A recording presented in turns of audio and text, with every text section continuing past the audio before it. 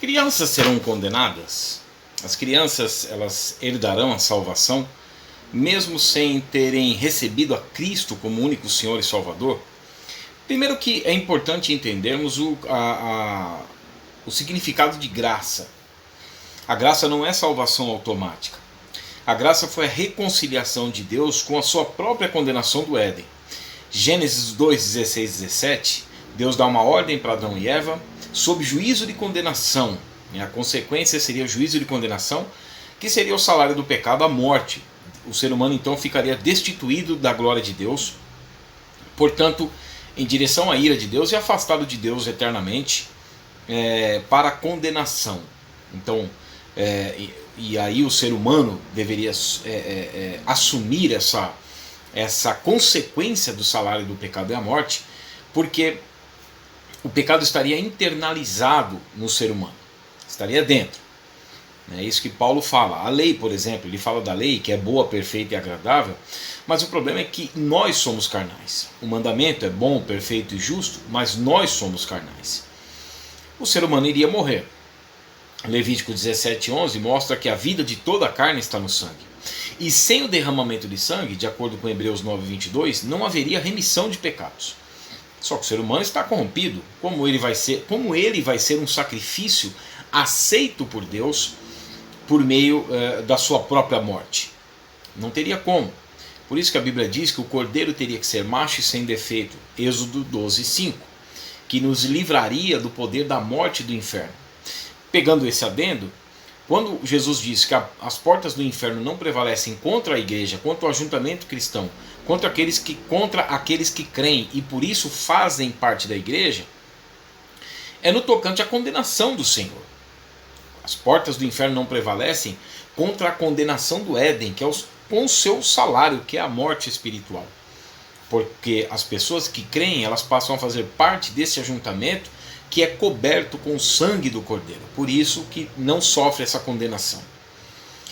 O que explica a encarnação foi o fato de Deus ter assumido a condição humana para sofrer essa maldição. Deuteronômio capítulo 21, verso 22 e 23, mostra que maldito todo aquele que for pendurado no madeiro.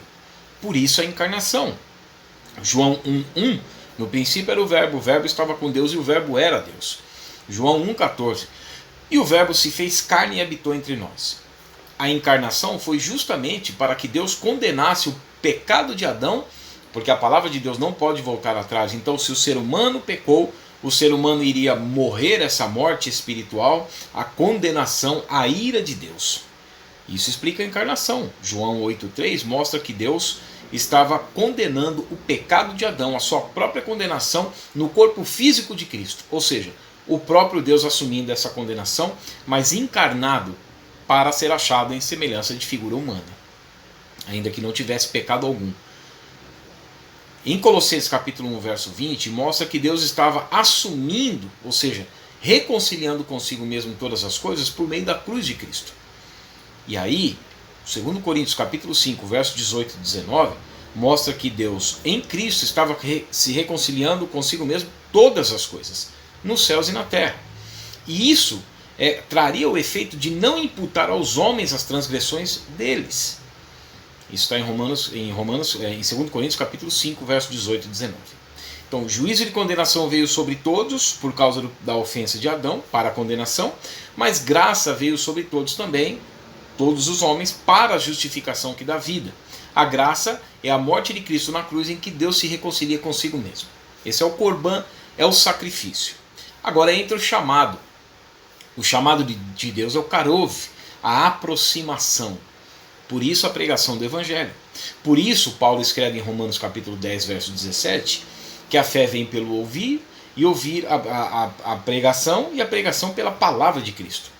Cristo, aquele que não dependeu da obra humana, porque a salvação é unilateral, porque em Romanos, um pouco mais acima, nos versículos 6 e 7, mostra que ninguém pôde subir ao alto e trazer Cristo do alto, nem descer ao abismo, ao inferno, e ressuscitar Cristo dentre os mortos. Não depende de quem quer ou de quem corre, mas de Deus usar a sua misericórdia. Portanto, eu já apresentei aqui o que significa graça. Ele teria misericórdia de quem ele queria. Ele desejaria querer. e ele quis de toda a raça humana. Os homens então não estariam sobre eles a imputação do pecado de Adão. Mas para tanto, o homem tem que receber por fé esse dom oferecido. Os textos bíblicos mostram que Deus dá esse espaço de liberdade. Só tem sentido para os textos bíblicos nós entendermos que Deus dá o espaço de liberdade. Por exemplo, João 5,40, Jesus diz: contudo não quereis vir a mim para ter vida. São as pessoas, alguns que não querem ir a Cristo, portanto não podem ser regenerados e portanto permanecem com a consequência do salário do pecado, que é a morte. Permanecem em trevas espirituais, que são termos intercambiáveis para a morte espiritual, trevas espirituais, permanecem mortos em delitos e pecados. Por isso que Cristo disse em João 12,46: eu vim como luz ao mundo, a fim de que todo aquele que crê em mim não permaneça em trevas. Para tanto, nos é colocada uma proposta de salvação.